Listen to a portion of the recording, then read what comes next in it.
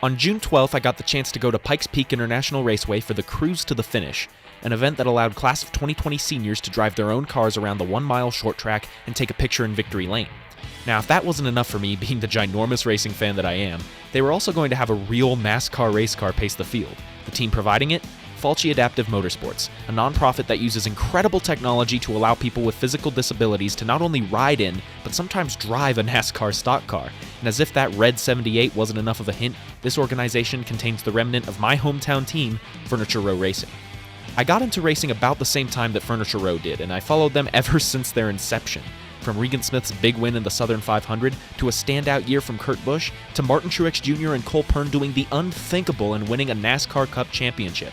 Hell, the one race I went to in 10 years, I got to witness Truex finally win at Kansas. It's extremely special to have a team that's so close to home, especially in a state where finding a NASCAR fan is about as rare as seeing Paul Menard smile or Marcos Ambrose frown.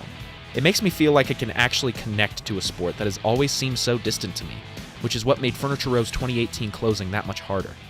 All good stories come to a close, though I don't think any of us were expecting it to happen so soon. But it's amazing to see what Dr. Scott Falci and team president Joe Garrone have done to not only carry the team's legacy forward, but also provide a life-changing experience for so many people. I got to see that legacy up close in the form of a beautiful matte black Chevrolet Camaro. Yeah, you heard me right. Never thought I'd see a bow tie on the nose of the 78 car again. But we could look at the car later. Now it was time to hit the track in our own car.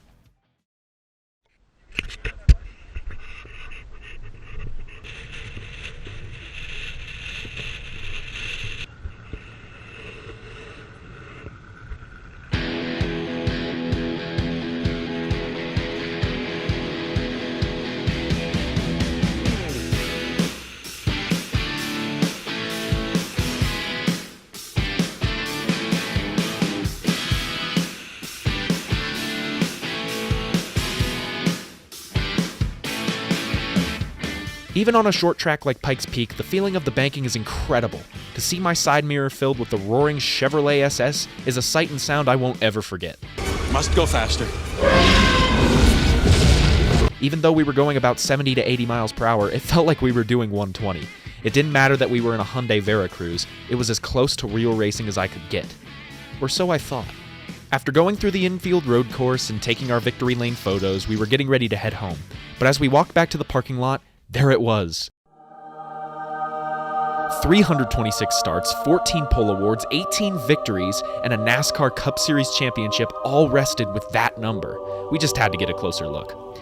The officials at PPIR let us hop over the wall and take a look at what was underneath the hood, though I guess I haven't done as much research as I thought, because it took recognition of the logo on my t-shirt for someone to point out that the man who popped the hood for us was Furniture Row Racing team president Joe Garrone. The leader of a core part of my childhood was standing 6 feet away from me, and I actually got to have a conversation with him. Even in our short time talking with him, I was fascinated by his stories. I mean, here's a man who can talk about Kurt Busch, Barney Visser, and Martin Truex like they're just coworkers at the office. At the points where I wasn't geeking out like Sheldon Cooper in the presence of James Earl Jones, I got to ask some questions, share a laugh or two, and even got pranked by Mr. Garrone. Getting to talk to Joe, see the car up close, and take pictures with it, all made for one of the greatest days of my life. But it was about to get even better.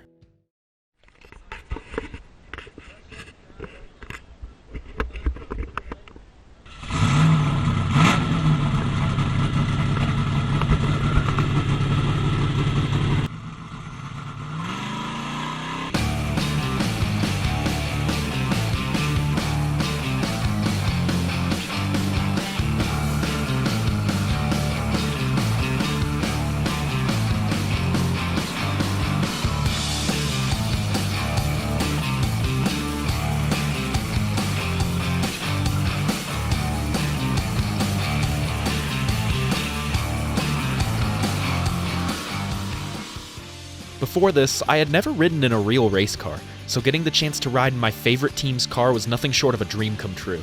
I don't know how much Joe was holding back, if at all, but to me it was the greatest sensation of speed I had ever felt. While roller coasters have a very controlled feeling, the car constantly felt out of control, and I loved it. Between driving what felt like 100 miles per hour on the oval to wheeling it around on the road course, Mr. Garrone exploited every bit of grip the car and track had, which made for an unforgettable ride in a car that has meant so much to me ever since I was a little kid. Thank you so much to the people at Pikes Peak for creating such an amazing event for the class of 2020, and a huge thank you to Mr. Joe Garrone for letting me ride in the 78 car and creating such a unique and breathtaking experience. I still can't believe it. I'm honestly going to remember it for the rest of my life, so thank you so much. Thank you to my family for coming with us and also taking a lot of the footage and the pictures that you saw in this video, and a very special thank you to my best buddy Aiden for coming along with us that day. He recently began his journey with the US military, and Aiden, we already miss you a lot, but I hope you find a lot of enjoyment and a lot of fulfillment in this exciting career path that you've chosen. And thank you for watching this video. I hope you enjoyed it, I hope you're staying safe, and I'll see you in the next one.